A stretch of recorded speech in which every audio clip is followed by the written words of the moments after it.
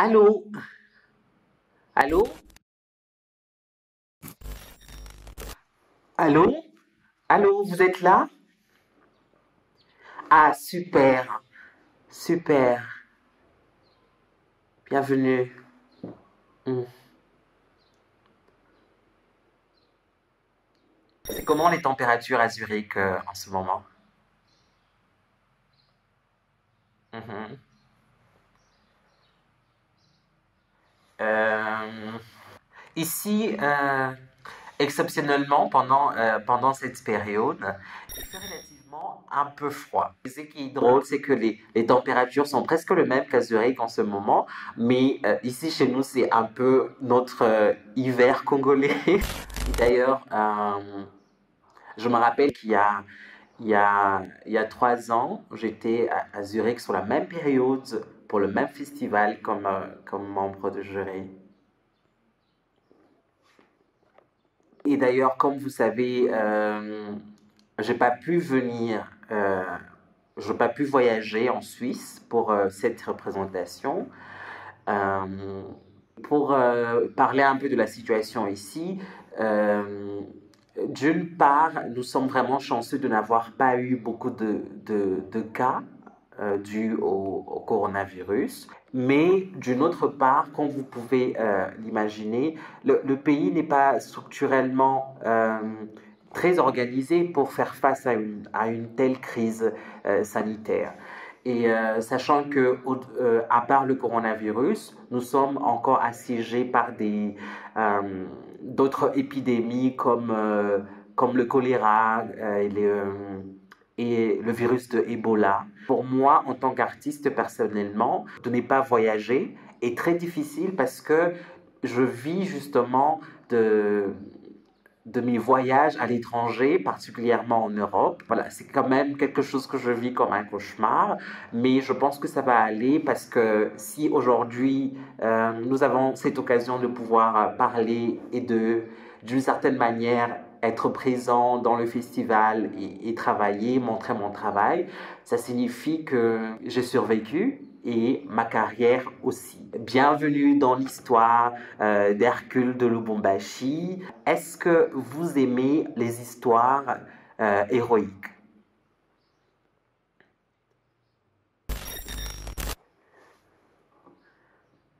Oui, je sais, je suis plutôt aussi sceptique, moi aussi. Enfin, vous savez, vous êtes évidemment libre de sortir, mais j'aimerais vraiment vous recommander de suivre cette histoire parce que elle raconte en même temps l'histoire de Lubumbashi, voilà, de ma ville, mais aussi de nos relations avec la Suisse. Euh, voilà, mais maintenant, il faut que je parte. Le cœur est en train de m'attendre. Et je les ai fait beaucoup attendre. Voilà.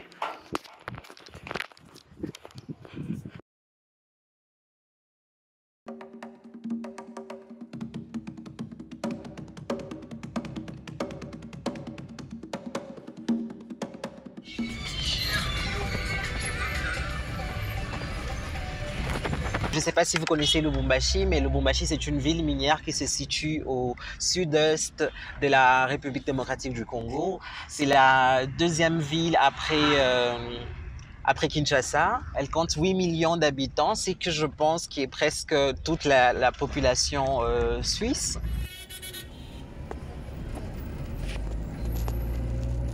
L'oratorio que vous ne pouvez pas voir aujourd'hui parce que nous sommes restés coincés en RDC était dédié à un certain Hercule de Lubumbashi, un personnage mythique de notre ville. Hercule était musicien dans l'orchestre de la GECAMIN, la société minière étatique. Et il était fier, très fier de jouer à la gloire de cette entreprise qui exportait du cuivre et du cobalt dans le monde entier. Aujourd'hui, les gisements les plus importants de cobalt de la région appartiennent à Glencore. Certains disent que ces géants suisses auraient roulé l'État congolais lors de l'achat des concessions. Et donc, Hercule s'est mis en tête l'idée de récupérer à tout prix la somme de 440 millions que Glencore devait au peuple congolais. On a longtemps ignoré comment il y était parvenu. Mais tout récemment, un journaliste a découvert que Hercule avait arnaqué Glencore avec un simple spam mail.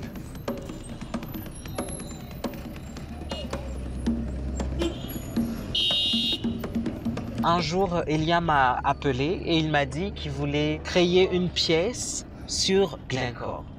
Et je me suis dit, oui, c'est vraiment intéressant, ça peut être quelque chose de très poétique, mais aussi une belle occasion pour raconter l'histoire d'un héros congolais qui a mis à genoux un géant suisse des matières premières. Et peut-être, Elia, tu pourrais toi-même raconter cela. Hein? Hallo Doreen. Ja, ich hatte diese Idee schon eine ganze Weile. In einem Interview am Schweizer Fernsehen vor ein paar Jahren habe ich mich etwas waghalsig über Glencore ausgelassen und gedroht, eine Oper über sie zu schreiben. Und ich sagte damals, ein Lied ist mächtiger als jede Pressemitteilung, und stellte mir vor, dass von jedem Balkon, von jedem Dach gesungen wird und in Lubumbashi die Arbeiter sich zu Chören bilden. Und auf den Straßen von Zürich summen die Leute unsere Melodie. Und wir bringen ihnen Lieder bei, fröhliche, traurige, über die Missetaten von Glencore und über den Helden, der die Welt ein bisschen besser gemacht hat. Das habe ich halt so nebenbei am Fernsehen gesagt.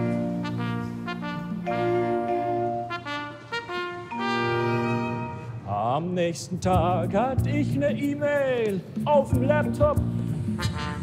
Ihre Presseabteilung lud mich ein. Ein schickes Treffen in dieser Zürcher Hotellobby.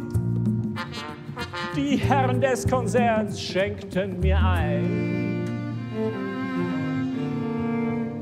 Oh, Herr Rediger, es ist nicht leicht, was wir hier machen. Wir, die Schöpfer kostbaren Erden.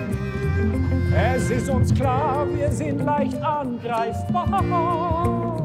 Doch wir sind sicher, dass Sie uns verstehen werden. Oh, Herr Rediger, wie leicht Sie es sich machen, als Künstler über uns so bescheuert herzulachen. Schließlich haben wir ja alle was davon.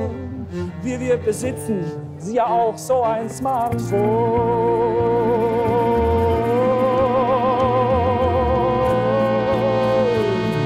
Für wir da unten im Kongo nicht unser Bestes geben, dann wär's das mit uns gewesen.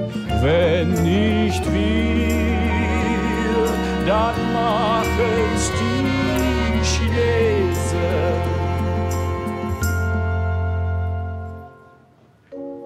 Ihr Misstrauen schien evident. In ihren Augen, ich sah sowas wie Angst. Was, wenn wir sie für einmal nicht in Ruhe lassen und uns tanzen und singen mit ihnen befassen? Wer ist, wer die Verantwortlichen beim Namen nennt? Ist es die Kunst, ist es die Justiz oder der Markt?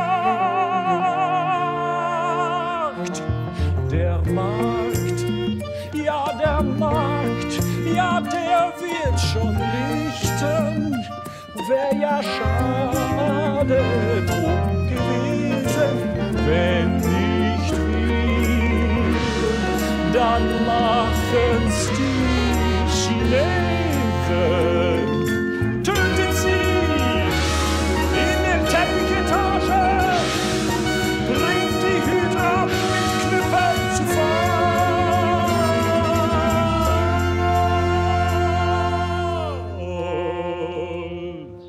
So wär's bei Händel wohl gewesen.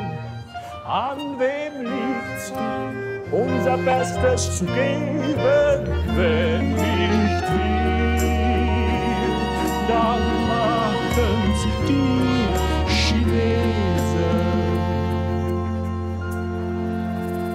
Wenn nicht wir, dann machen's die Chinesen. lass uns tanzen und singen über Zahlen und Fakten, die uns nur bedingt was bringen.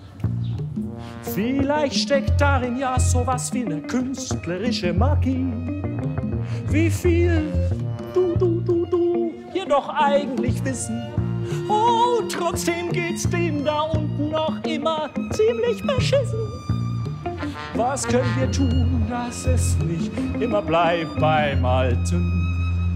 Vielleicht muss für einmal die Kunst so richtig erhalten.